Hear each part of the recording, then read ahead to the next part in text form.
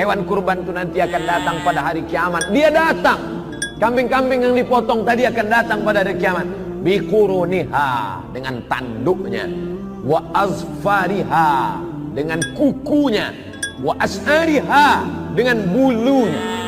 Kukunya, tanduknya, bulunya, sampah yang dicampakkan datang. Apalagi dagingnya, apalagi kulitnya, apalagi lemaknya, apalagi otaknya, jantungnya. Semua akan bersaksi di hadapan Allah bahwa orang ini pernah beramal. Lalu kemudian wa inna dama la yaqa'u minallah bimakan qabla an yaqa' minal ard.